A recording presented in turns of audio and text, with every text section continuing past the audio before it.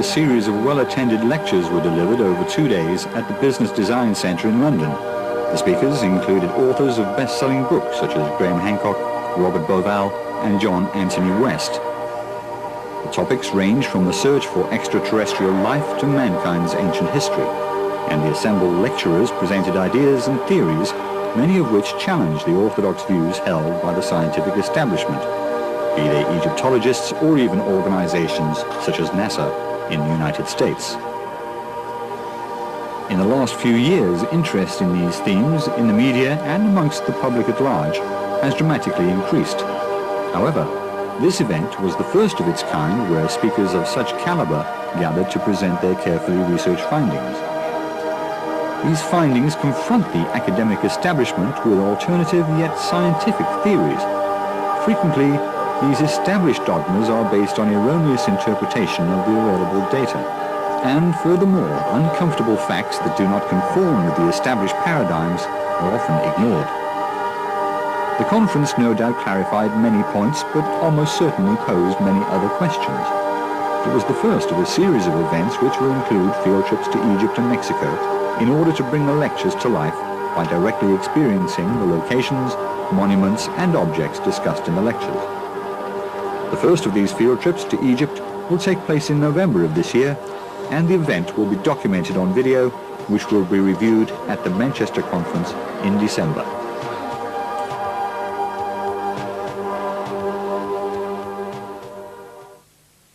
We have Robert and then Graham introducing Keeper of Genesis, their new book. Robert? Thank you. Bonjour. Oh, hang on.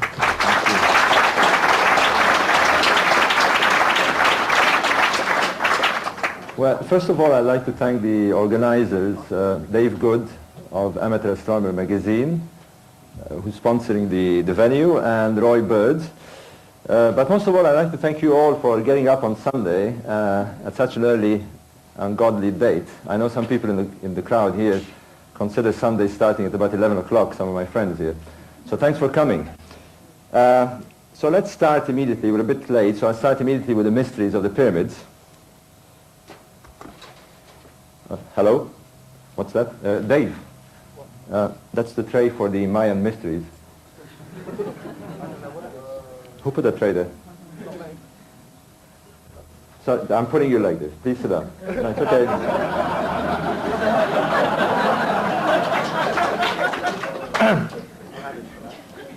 I showed this photograph to a friend archaeologist. And I said, what do you think of it? And he looked at it, turned it around, and said, I think it's a very poor replica of a Mexican carpet. I said, you're wrong. He said, I can't be far wrong. I said, you're very, very wrong. Way out. I'll tell you what this is. I'll have to read it because it's rather technical.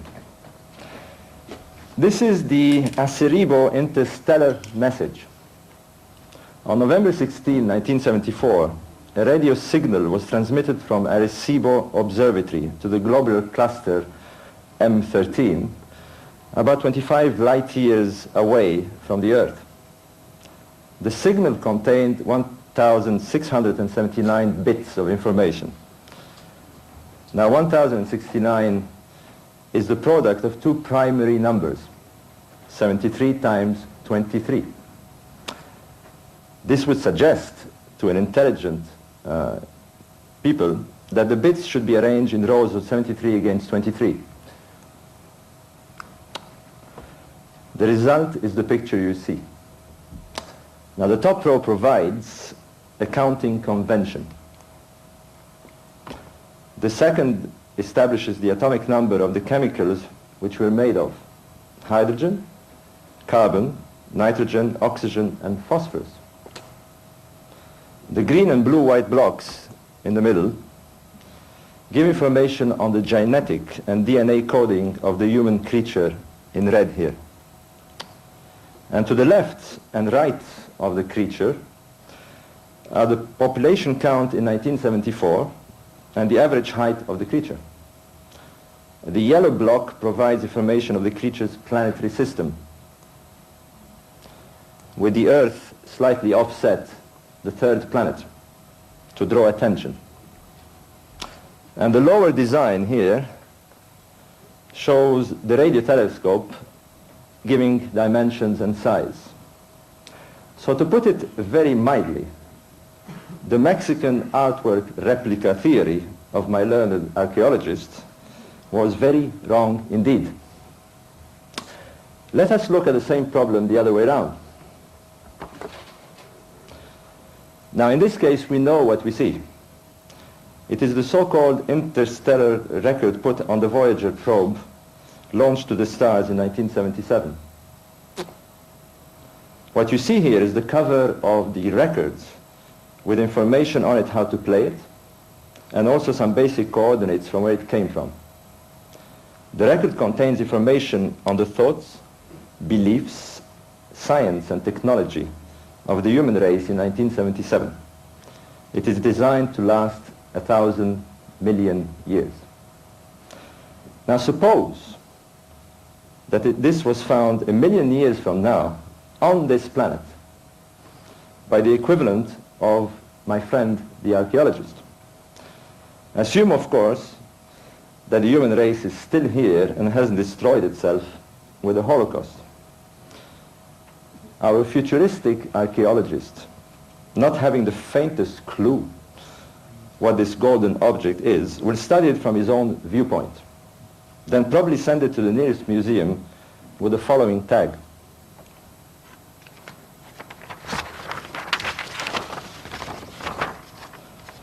cult object, used for symbolic purpose, probably in ceremonial burial rituals. Way off the mark.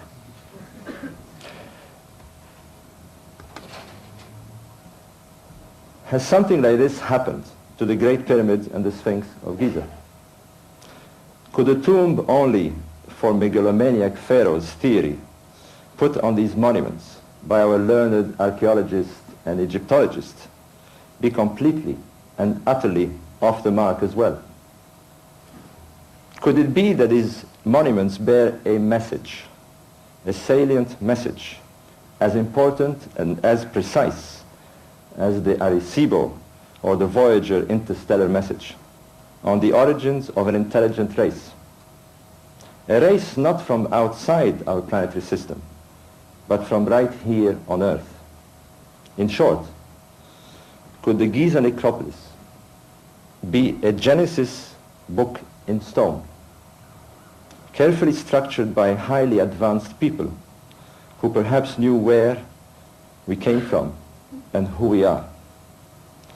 Could we be looking here at the keeper of Genesis, waiting patiently for the archaeologists and Egyptologists to finish with their probing and pussyfooting and moving away, so that others, researchers, more equipped and more receptive to the notion of a space-time message that these monuments might bear, have at long last their chance to decode them?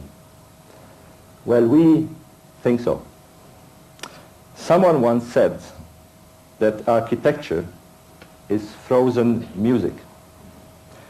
These extraordinary monuments at Giza are perhaps not just frozen music, but more especially frozen memory.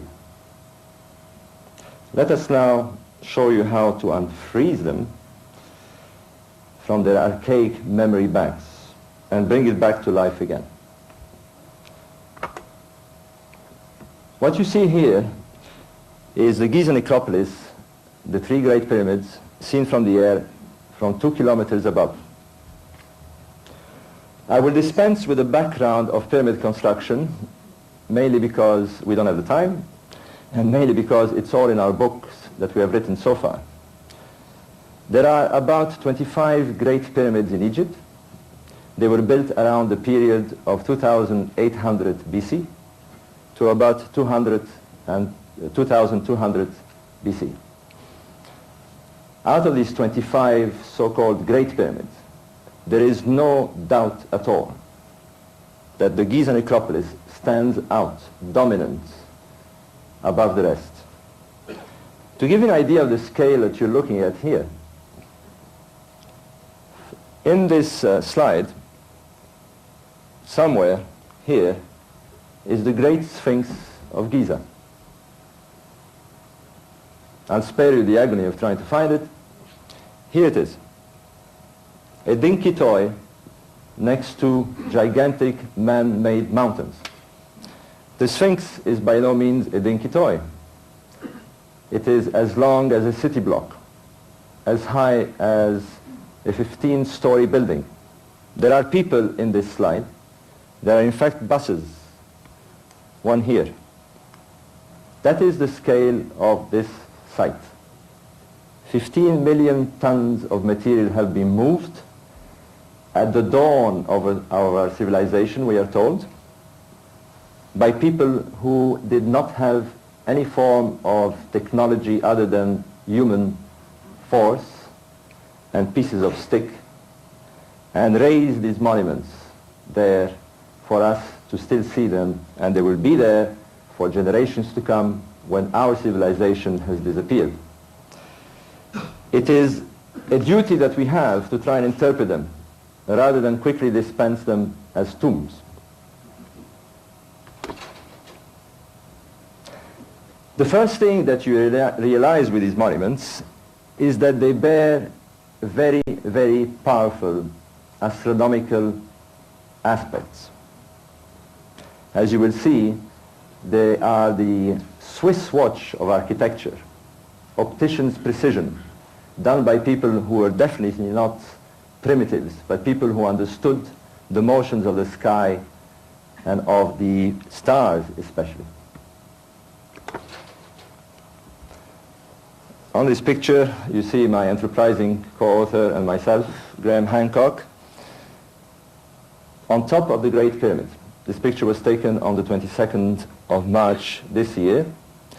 We were very keen to be standing there so that we could observe the effect that the sun has on the pyramids and the Sphinx on the spring equinox, the 22nd of March.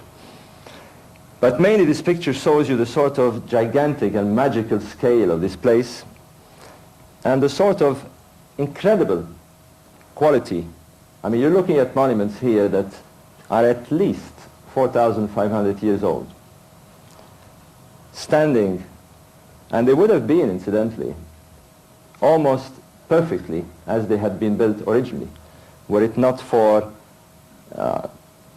earthquakes that shattered some of their casing blocks, but mainly in the 11th and 12th century, the Arabs who stripped the casings to build modern Cairo. But they're still there for us to see and to measure and to examine. Apart from their scale, what is really astounding about these monuments is the precision to which they were built. You're looking here at some of the original casing blocks. The block that you see here weighs approximately 25 tons. Perfectly aligned, even after 4,500 years maintaining its perfect alignment. And these so-called casing blocks cover the pyramid all the way to the apex with uncanny precision, maintaining a perfect slope and a perfect alignment. Imagine yourself directly above the Great Pyramid, looking from a distance of approximately 2 kilometers. The apex of the pyramid. Now what is incredible about this particular monument is that the base, which occupies 13 acres, carpeted with blocks that weigh 2 tons apiece, over a side distance of 230 meters, a quarter of a kilometer. Were you to walk around the pyramid, you'd be walking almost a kilometer. What is astounding is that it is set perfectly square, but not just perfectly square, but perfectly aligned to the cardinal points. This face facing due east, due south, due west, and due north. And as you will see, the emphasis of this alignment is along what we call the meridian axis, the north-south axis of the pyramid. You can only achieve this sort of alignment even today by the observation, the very accurate observations of the passage of the stars at their culmination at the meridian. Clearly, the emphasis is north-south and the meridian. The entrance of the pyramid is on the north face. The visitor will progress downwards to a subterranean chamber below, then through an ascending corridor leading to a grand gallery, a horizontal corridor leading to the so-called Queen's Chamber, which has been the subject, by the way, of a lot of media attention, as you will be reminded a bit later on, and up to the King's Chamber, with so-called air shafts, which, as you will see, are not air shafts at all, but sterilely aligned shafts, all along a meridional or north-south direction. Why?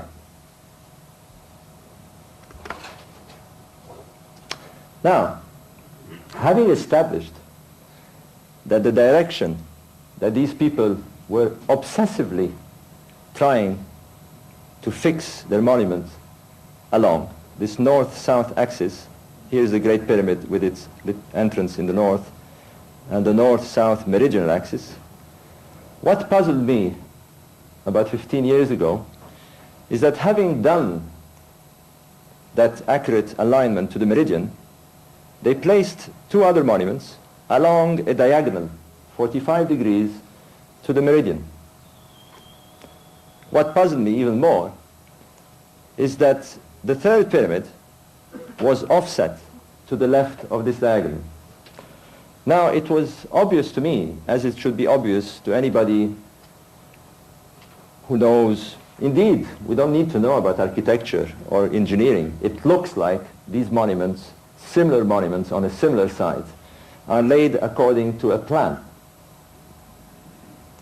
Therefore, what was the purpose of the plan?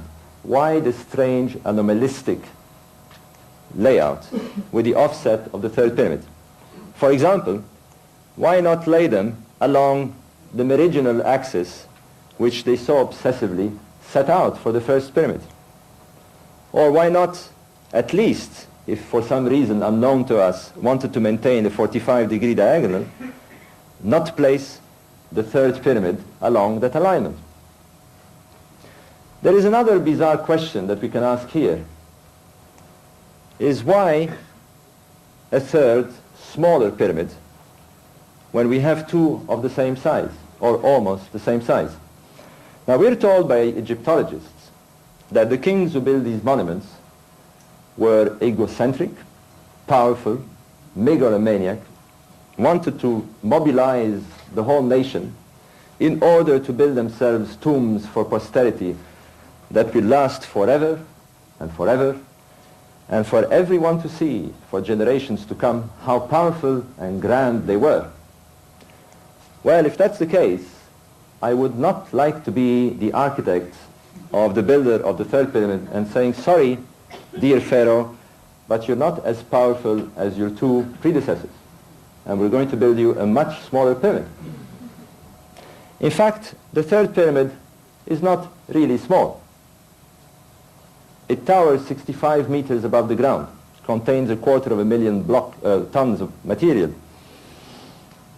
Were you to see that pyramid in isolation, it is a very large monument. However, parking it, as it were, next to the two giants, it is dwarfed. The impression that one gets is whoever built it must have had less resources, less labor, less will. Why would he want to advertise that for posterity if he was such a powerful pharaoh? Could it be that it isn't a pharaoh who built it, but many pharaohs?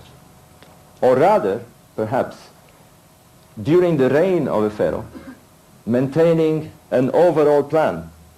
The pharaoh who built this third pyramid was not building his pyramid.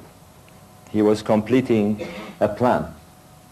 If you see it in this light, these anomalistic questions that do not fit the orthodox view begin to give us a clear picture. You can see very clearly this bizarre misalignment of the 45 degree with the small pyramid. Here on a larger scale, pretty obviously a plan. Monuments of the same design, built presumably by the same people, on the same site, but with this strange anomalies. Now, another strange thing about these pyramids. They do not bear any inscriptions. Zero. Nada. Nothing. Not one word.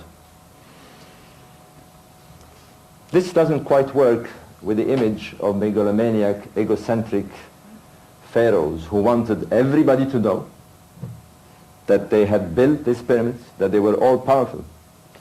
If you were one of these megalomaniac pharaohs who had built the greatest monument ever, had mobilized your country for 20, 30 years to raise this monument to your glory, would you leave everyone guessing who built it and why?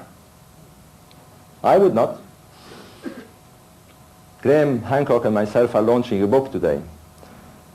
I don't think we would like it very much if our publisher forgot to put our names on the cover. So why no inscriptions?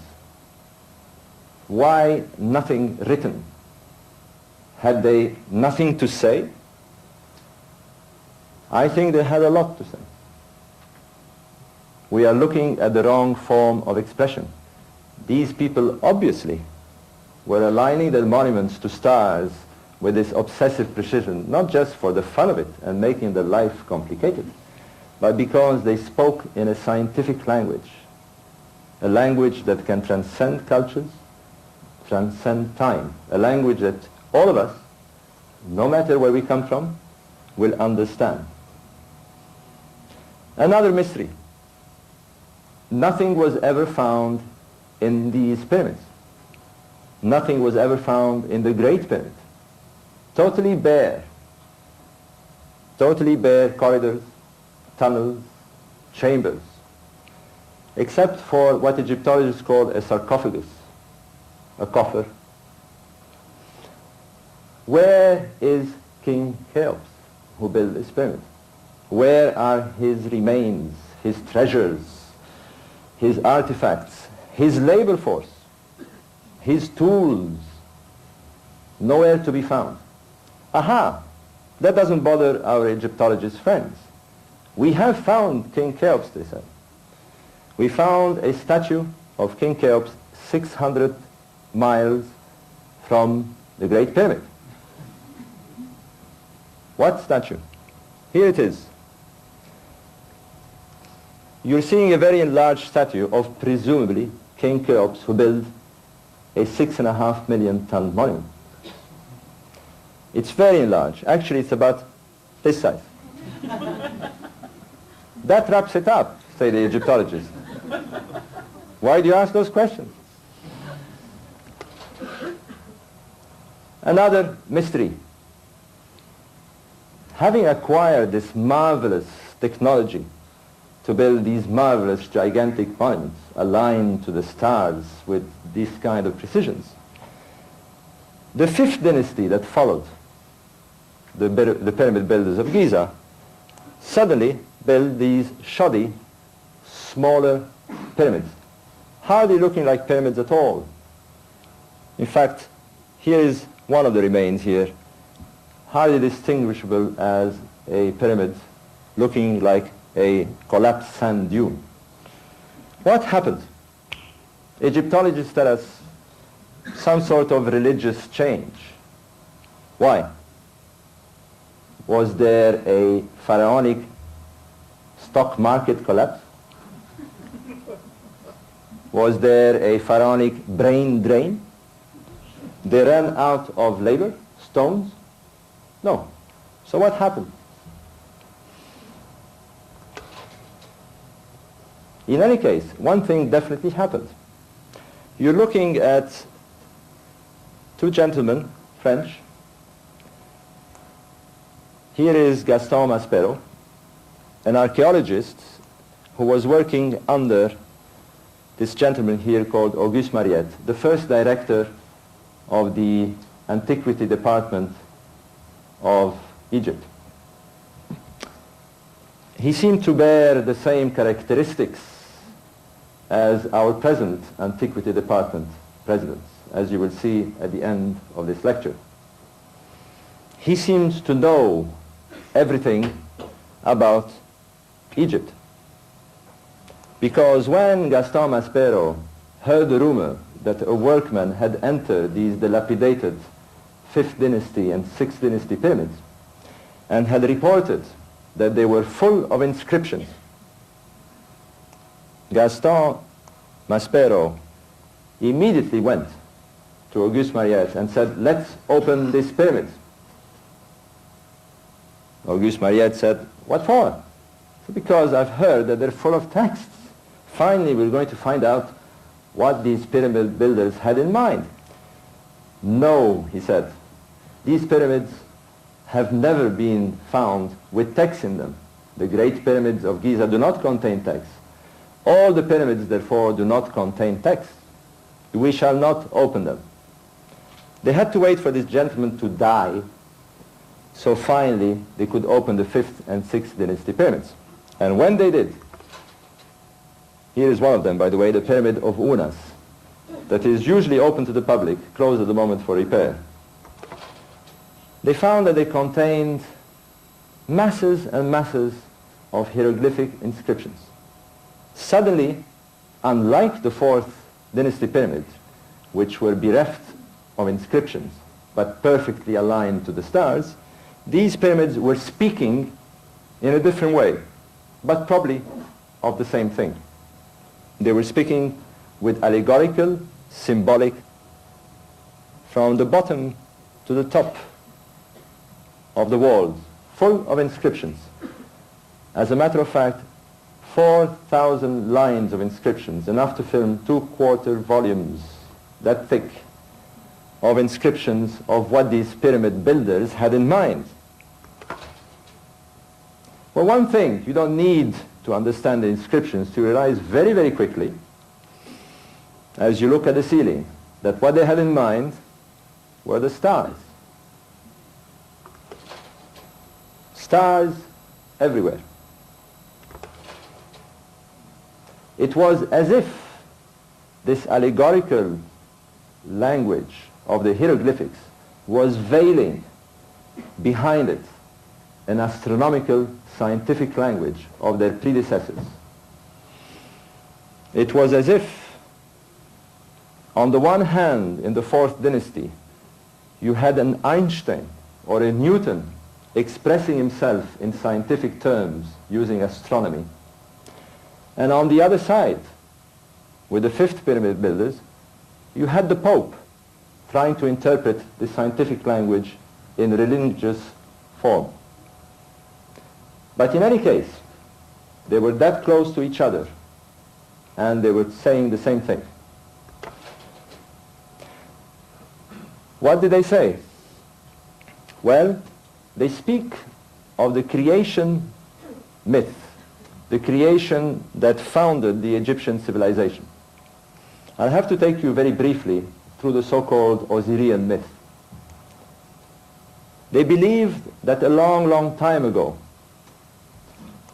the supreme universal deity called Atum manifested himself in the form of a couple. In turn, this couple created the sky goddess and the earth god, and from the womb of the sky goddess came these stellar deities in human form, 4 of them, principally Osiris and his sister consort Isis, and were sent down to earth to establish civilization, in Egypt according to the cosmic laws of the gods.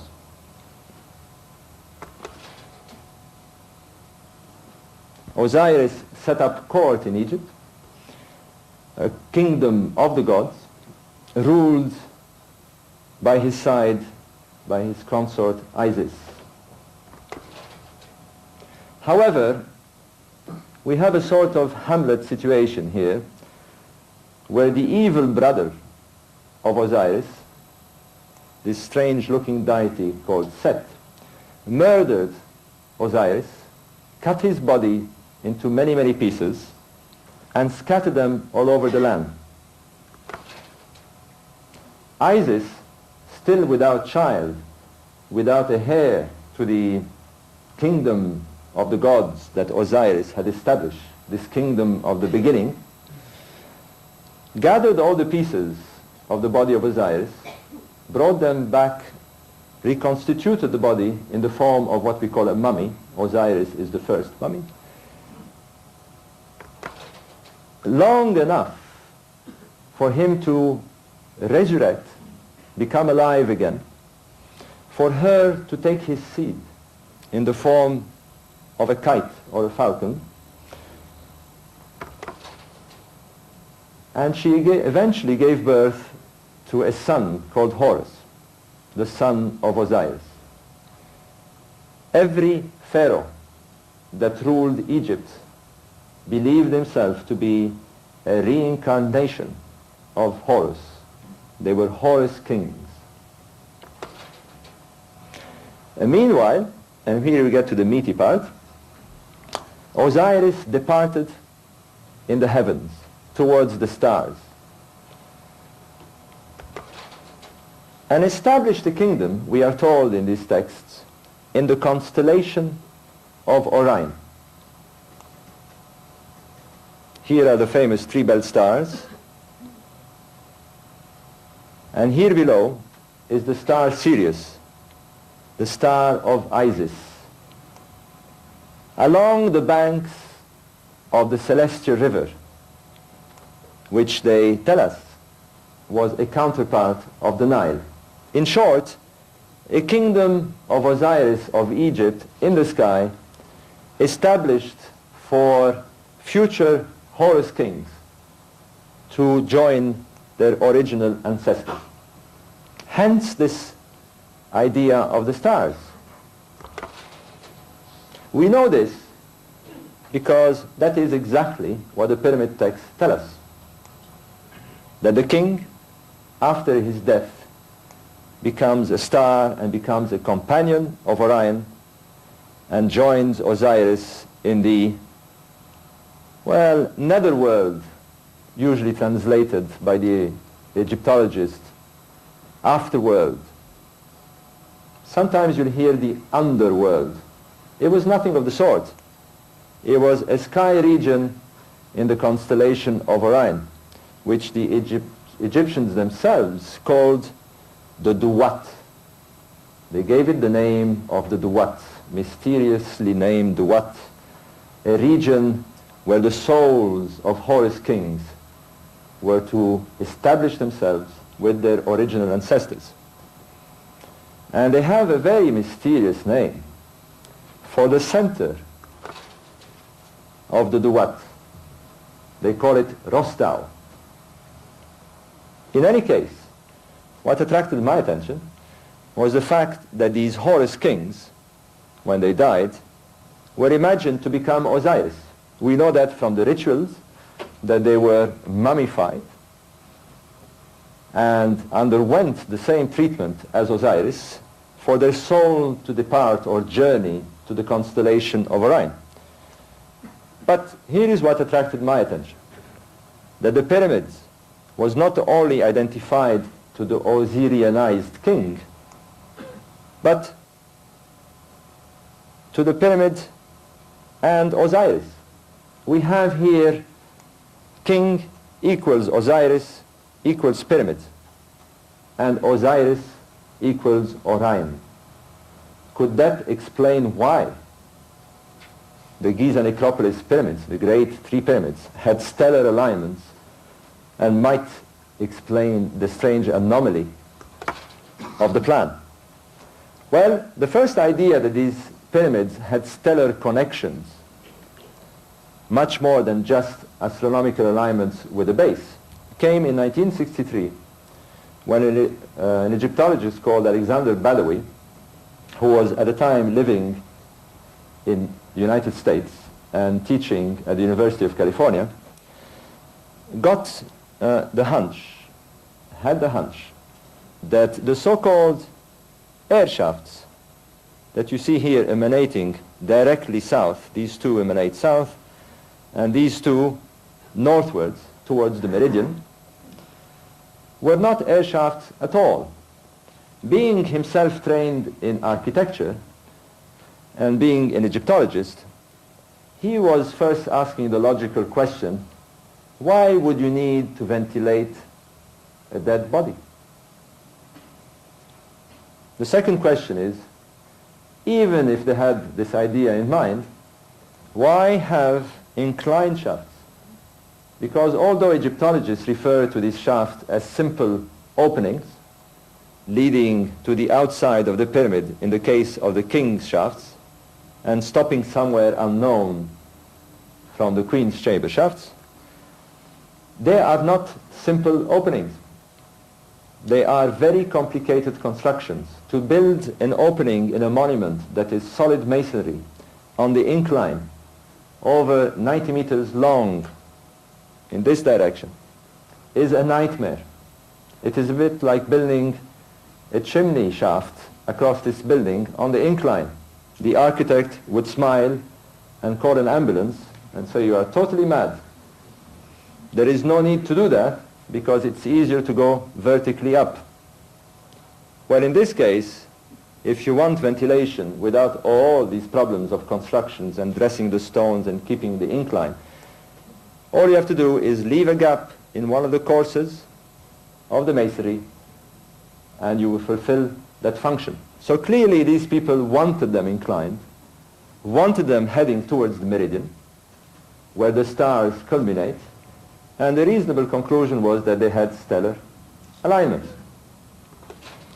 Well, not surprisingly they had, because he invited Virginia Trimble to work with him, and Virginia Trimble, being an astronomer at the time, an undergraduate, today one of the most prominent astronomers in the United States, immediately realized that the northern shaft was angled at about 30 degrees, knowing that the latitude of the site was 30 degrees. This meant to her very quickly that the northern shaft was aligned to the celestial pole. It was stellarly aligned to the pole star at the time. But what about the southern shaft? What stars could they be aligned to? Well, Badawi said, look, these people are really keen about Orion. They really want to get there, these people who build these pyramids. Well, let's try Orion, she said. And not surprisingly, she found that the shaft of the king's chamber, pointing southwards, pointed directly to the center of Orion's belt at the time that the Egyptologists estimated the pyramids to have been built, in 2450 BC. And they concluded that the shafts were sort of symbolic contraptions to direct the soul of the king to his afterlife destiny among the stars, very precisely to the heartland of this Duat, or kingdom of Osiris, and very precisely to the low star of Orion's belt. 3 pyramids, 3 stars. Anyway, they left it at that. This is symbolically what they probably had in mind. A shaft pointing to the center of Orion, the landscape in the sky of Osiris. And I came along and discovered that the lower shaft, the shaft in the Queen's chamber, pointing south, pointed to Sirius, the consort of Isis. Clearly it wasn't a coincidence. Clearly these pyramids were not mute, they were speaking in very eloquent terms, in scientific language, about the purpose or destiny of the Horus kings. In case some of you are wondering how we came to those conclusions and why we needed astronomers, is that the stars move or appear to move in the landscape of the sky due to a phenomena called precession. In the audience today is a gentleman who I've met yesterday, a very nice man, who will tell us about precession in greater detail this afternoon. And he said, it takes a long time to explain this. His name is John Lash. Can't see him anywhere, but I made a bet with him that we can explain precession in 30 seconds. What is precession? Precession is the effect of a little wobble of our planet. Our planet, this thing we're on, wobbles. It doesn't simply revolve, rotate on its axis in 24 hours, where we get the day and night. It doesn't simply revolve around the sun, as we know, in 365 days to give us the seasons. It wobbles as well. It has a third motion. And this wobble, without much ado, causes the stars to go up and down, or appear to cause the star to go up and down, when you observe them at the meridian, in a cycle of 26,000 years. And what you're seeing here is the full cycle of Orion's belt. In the current precessional cycle, it started in 10,500. This is where it was at the time the pyramids were built, and this is roughly where it will be at the end of our millennium, closing the cycle and returning back to close the 26,000 year cycle. 35 seconds, John. I hope it isn't so complicated as that. That's all we need to know. The stars go up and down in a cycle of 26,000 years. So if you know that these pyramids were built by people who wanted to link them to Orion, and you know, you calculate precession, you will find that, lo and behold, they lock in with these stars at the approximate date that Egyptologists had come. So it looks all very nice and neat.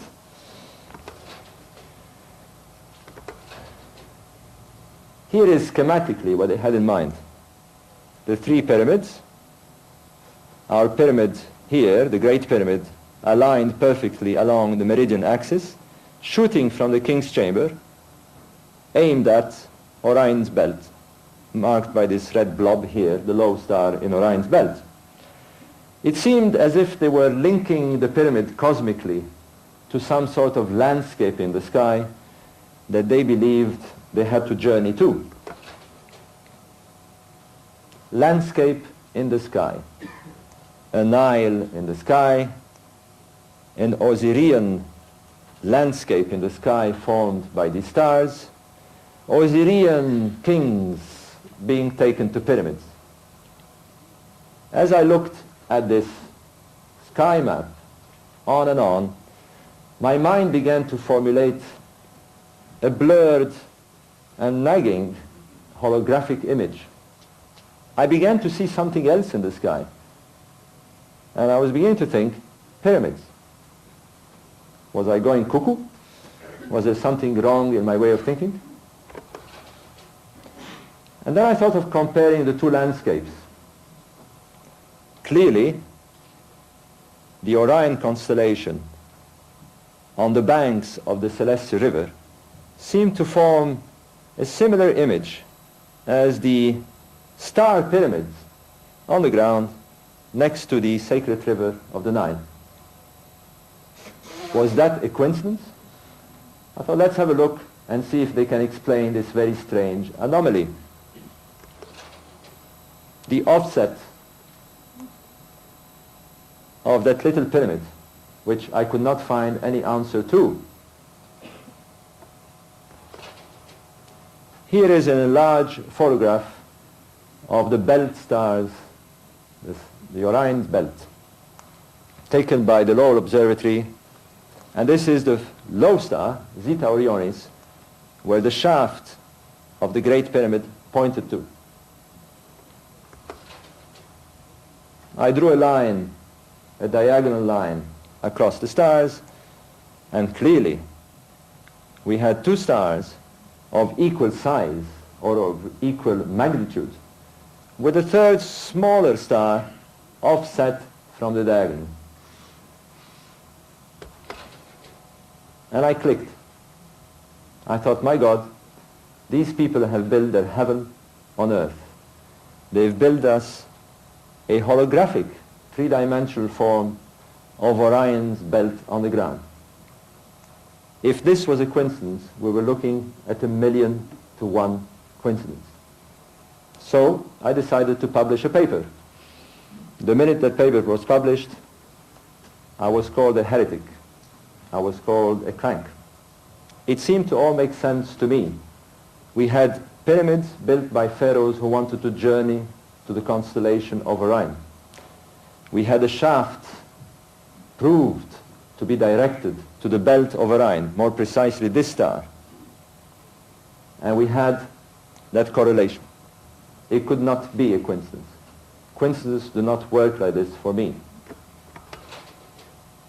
This is more or less what they had in mind, locking a landscape on the ground, which they believe to be the cosmic resting place of their kings, to its equivalent in the sky, in an attempt to create a stargate, perhaps, a gateway to the stars. What made this almost certain was that the central region of the Osirian landscape, the Duat, was called Rostau, as you will remember. And not surprisingly, the ancient Egyptians called the Giza necropolis Rostau. Rostau on the land, Rostau in the sky, linked by a shaft and having exactly the same configuration. No coincidence. But there was a problem. I didn't realize that problem till many, many years later, and hence my involvement with Graham Hancock. I was so taken by the Egyptologists that the pyramids were built in 2500 BC that I didn't ask an obvious question. How did they get all this technology? How suddenly, out of nowhere, these people come up with this science, with this knowledge of astronomy? And then I began to think, wait a minute. If I was to study today the construction of a Gothic cathedral, yes, I would be right if I came to the conclusion that the cathedral was built somewhere around the 14th century of our era. Chartres Cathedral, all these Gothic cathedrals, roughly around that date. I would be fairly accurate. Were I to conclude that the ideas that they express, that the religion that they're built on suddenly sprang in the 14th century, I would be entirely wrong. They are referring to a time long before they were built. They are referring to a genesis. They are referring to the time of Jesus. As these pyramids were referring to the time of Osiris, the time when he came, the time of the gods long before they were built.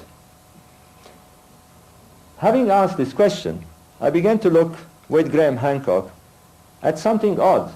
When the stars crossed the meridian in 2500 BC, although the images were the same, the sky image was out of kilter. It was not at 45 degrees as it should be, but at 75 degrees. We had people who were extremely accurate in their alignment, to a point of obsession. Surely they would have not put the pyramids out of alignment with the stars that they linked them to. So why were the stars in the wrong place at the meridian? Or was it possible that they weren't in the wrong place at all? that they were at the wrong time? Was there a time when these stars would lock with the pattern on the ground? Now, this word beginning, the beginning of time, the Genesis, the Egyptians constantly refer to this. Everything was related to the time of the gods. Everything the Pharaoh did. Indeed, he was a reincarnated Horus, maintaining the rule of the first time of the gods. They had a name for it. They call it Zep Tepi, literally meaning the first time. The first time of Osiris. Osiris was the constellation of Orion. Do the stars have a first time? They do. They do if you consider precession. If you consider precession, they will have a first time when they are the beginning of the cycle of our current cycle. So when was this first time of Orion? Here is a simulated picture with a computer putting the 3 stars of Orion's belt. Shown here is a protractor. The angle you see here is the angle of the pyramid at 45 degrees at the epoch of 2500 BC, at the time that the pyramids were built. But if you go to the first time of Osiris, Orion, if you go to a date when it began its cycle of 10,500 BC, that's what you get. The lock. Were these monuments a sort of memorial, a sort of frozen memory of the genesis of the time of Osiris? Were the pyramid builders trying to lure us, to attract our attention to what they considered their beginning? In case you haven't quite got it, I need to emphasize this very, very strongly, because it is very relevant to the talk that Graham will follow immediately afterwards. Here are the stars of Orion as they appear in 2500 BC. A bit too slanted to make the perfect match with the pyramids on the ground. Here is the Milky Way representing the Nile, a little bit too slanted as well to represent the Nile, which runs along the meridian axis. But if you go to the beginning, to the first time of Orion's precessional cycle in 10,500 BC, the sky suddenly rotates to uncannily giving us the perfect match with the pyramids on the ground, a 45-degree alignment of the 3 stars and the Milky Way running on a north-south axis, linking itself up with the river on the ground. Here is how it would have been seen using a bit of imagination and twisting images in the right way. Here is an actual picture of Orion, and here are the belt stars, twisted round so that it would show their position at the meridian axis as they cross the meridian in 2500 BC, when the pyramids were built, with the Milky Way slanted. But if you would position them in the image that they must have had in 10,005, lo and behold, they twist round and they lock with their features on the ground. That's what happens. Here are the stars today at the time of the Pyramid Age, and they twist round and lock with precision with the image on the ground. We followed a logic. Osiris is Orion. Osiris is the god of the beginning. The stars have a beginning. We bring them to their beginning, and lo and behold, they lock with the rostau on the ground and the rostau of the duat in the sky. But, knowing my Egyptological friends, the first thing they would say is, coincidence. Coincidence. These people were not really doing that. But let's give them the benefit of the doubt. Here is, in fact, again, to emphasize the point, the three pyramids on the ground, the Rostau, the Osirian Rostau on the ground at a 45-degree alignment with the offset. But here are their equivalents in the sky, the Rostau in the sky, slanted at 45 degrees at 2500 BC. Whereas bring them down to their first time and they lock. The first indication that this was not a coincidence, although it never crossed my mind that it was that here on the south side of the third pyramid are three pyramids which appear to be a model or reduced scale of the three pyramids, the three larger pyramids running at 45 degrees. But unlike the alignment of these were set at on an east-west axis, running on an east-west axis.